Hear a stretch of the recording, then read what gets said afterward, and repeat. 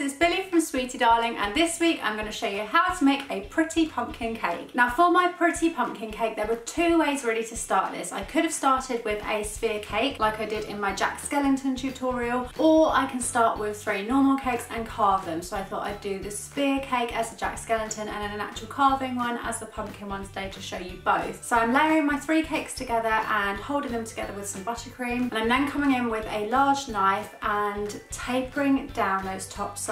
So to start with, I just want to take off the sharp edges of the top cake, and I like to work round, starting on one side, then going opposite, and then coming in between those two sides, so it's sort of like a square. So I'll come around the top, I'll also do the same at the bottom and take the sharp edges away, and then once I've done my square shape, I will come in between that to take off the corners that are left. And then I'll just continue to work around until everything is much more softened and it resembles a pumpkin much more. Now for the next stage, I chose to cut out my indents for where my pumpkin detail would go, where it sort of dips in. You can do this now and ganache it afterwards, or you can ganache it now and chill it and then carve the sections out. It is completely a personal preference thing, but for now I cut V shapes into my pumpkin, starting quite near the top and ending quite near the bottom, and then pulled those bits of cake out. And I just did this at random intervals around the cake. I would then recommend chilling your cake before you go to ganache it because it's very fragile. This cake was so soft. I went straight in with ganache and it was a little bit messy. It was fine because it all got covered up, but this could have gone much better if I'd taken the time to chill my cake. But I fought through and laid ganache on until it was all covered. I then put that in the freezer for 10 minutes just to set it, and I brought it back out and added more ganache where it needed it. I then rolled out some pink fondant. I brushed my cake all over with water and I laid the fondant over the cake. To start with, I'm just concentrating on getting the fondant on. I'm not worrying about those indents. So I'm working around as you normally would, lifting the pleats out and tucking the fondant underneath the cake as best as I can with my hand. Once I've got the bulk of it on there, I can then move to where I've cut out my V's inside the cake, and I'm just using my finger to push some of the fondant into that V so it leaves a definite indent. Now what I will say is it looks like I've taken a lot of cake out compared to how much the fondant is indented in.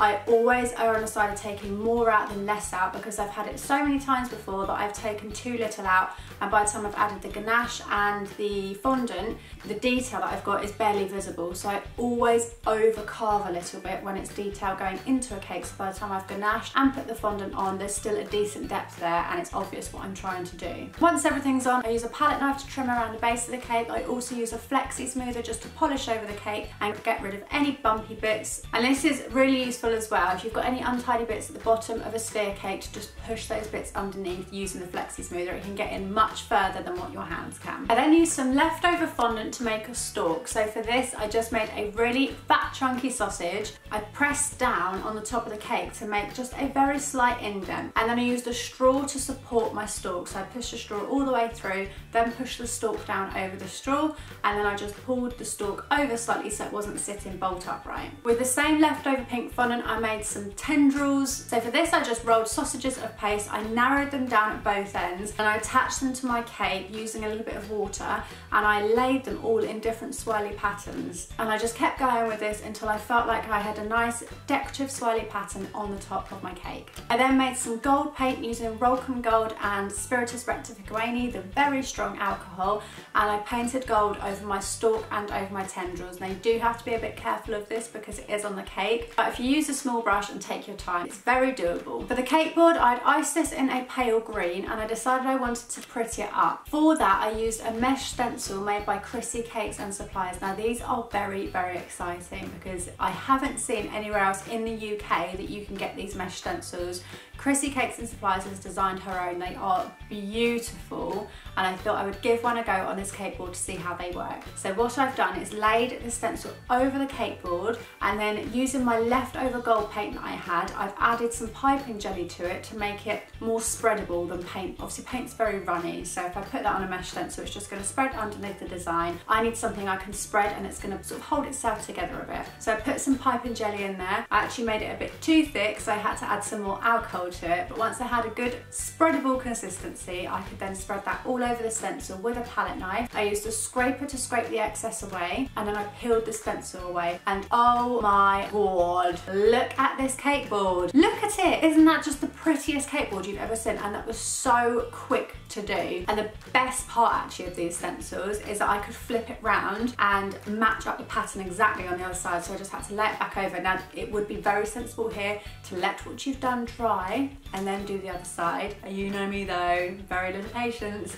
So I whacked it straight on, went over it, and actually the bit that I had laid over and overlapped slightly, it barely noticed. It really wasn't a problem, but if you need it to be pristine, just wait, give it a minute. I then lifted my cake onto my beautiful cake board, and I took the opportunity to use the Cake Decor gold glitter spray. Oh my days. So I was sent a lovely box of Cake Decor goodies last week. If you follow me on Instagram, you may have seen in my stories, I went through the unboxing of it, and there were several glitter sprays in there of different colours. I sprayed some on myself in the story and was astounded. It is the most sparkliest, beautiful glitter I have seen for years. It's been years since I've had proper glitter, and I can't believe I didn't know this stuff existed. Just look at this glitter spray. Just look at this glitter spray. So I started out, I was thinking, I'll just do a few, just make it twinkle a bit, and then I couldn't stop the trigger happy finger. And I just sprayed and sprayed and sprayed and sprayed and sprayed, and I made the top of this pumpkin so sparkling, and I thought, oh, why stop at the top? So I went down the sides of the pumpkin and I just made it twinkle all over. So it is the most magical pumpkin cake in the world.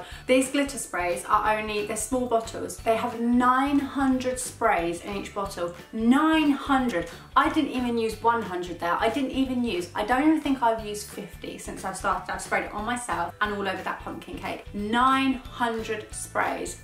Yes. As I say every week, if you are baking or cake decorating this week, make sure you take photos, upload them to Instagram, and use hashtag YesDarling, and I will give you a shout out on my stories. Of course, this week is Cake International, so I'm so excited. I'm so excited. I can't wait. Okay, that's it. I am done. I will be off. Hopefully I will see some of you at Cake International, and for the rest of you, I will see you next Monday.